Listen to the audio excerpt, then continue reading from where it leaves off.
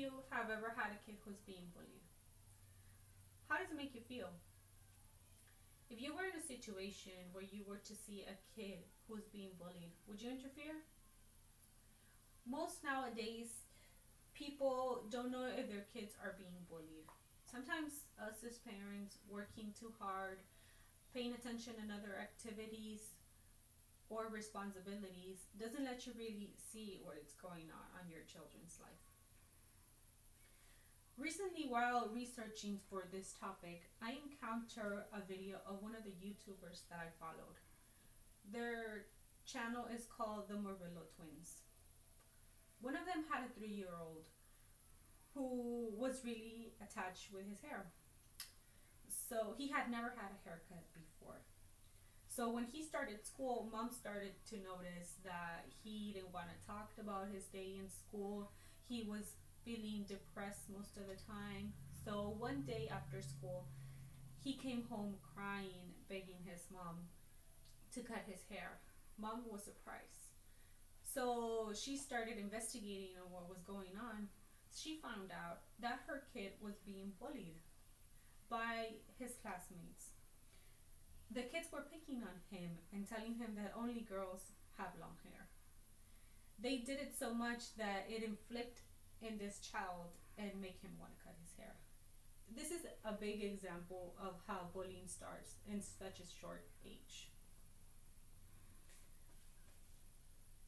Today I will talk about different signs, how to detect if your kid is being bullied or not. And also I will talk about finding help. Who can we ask for help as parents? How can we deal with this situation? For us as parents, it is really important to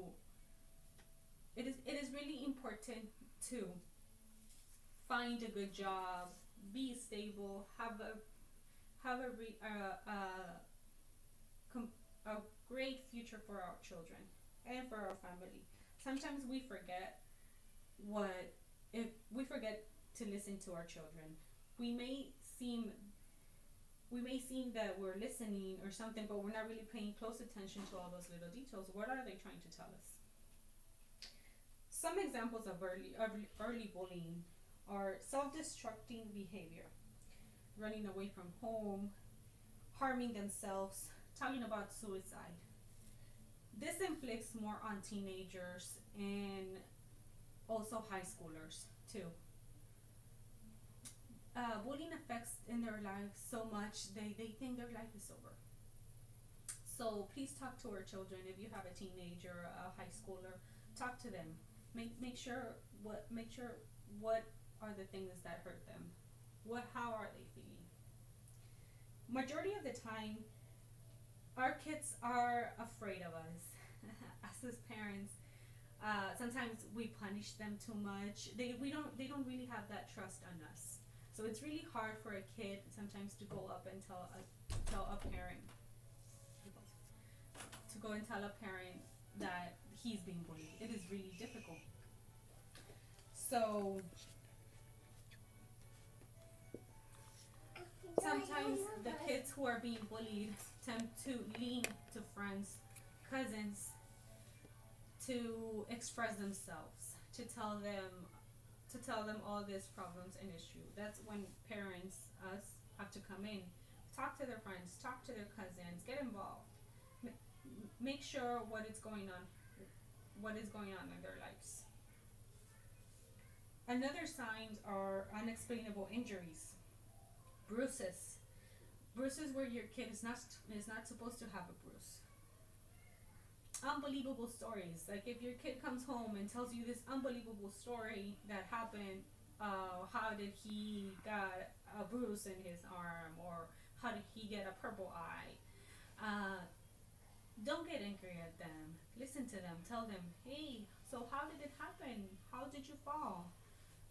Did somebody push you? Did you trip?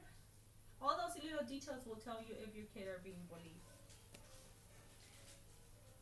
Also, they are destroying things. They like to destroy things. Kids who are being bullied have a lot of anger.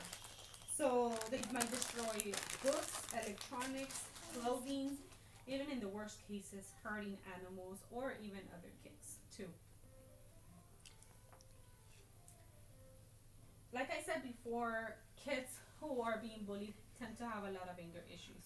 So they may always be complaining too about what they're doing, or they may even get bothered by what other people are doing. They may not always be happy. They're always complaining and stuff. They also like to pick on little kids too. If you have toddlers or babies, pay close attention to them. See how they play with them. How do they react?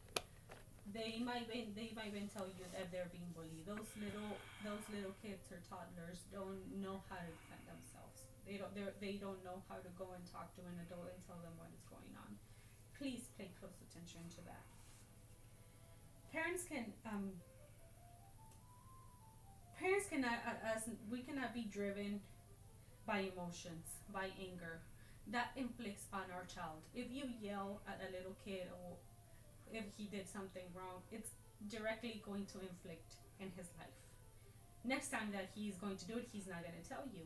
He's going to try to clean up the mess by himself because your first emotion was anger and you screamed at him. So next time he's just going to try to avoid all that. Noting that your childs are being hurt or that they're doing something that they're not supposed to could be really stressful as a parent, right? So our first emotion that comes into our bodies is anger. Parents need to learn how to be more friends than parents. We need our kids to feel or to have that trust on us. Please talk to them calmly. If they did a mistake, okay, you know what? It's fine. We'll fix it. Next time, you'll be more careful. Please try to talk to them on those things. Don't get angry. Leave those emotions on the side. Count to 10, count to 100 if you need to. Please pay attention. Also, the different types of bullying that they are physical bullying, reactive bullying, and verbal bullying. The most common is physical bullying. These children tend to physically kick or hit their victim. They're also damaging properties like in school, graffiti, all those stuff.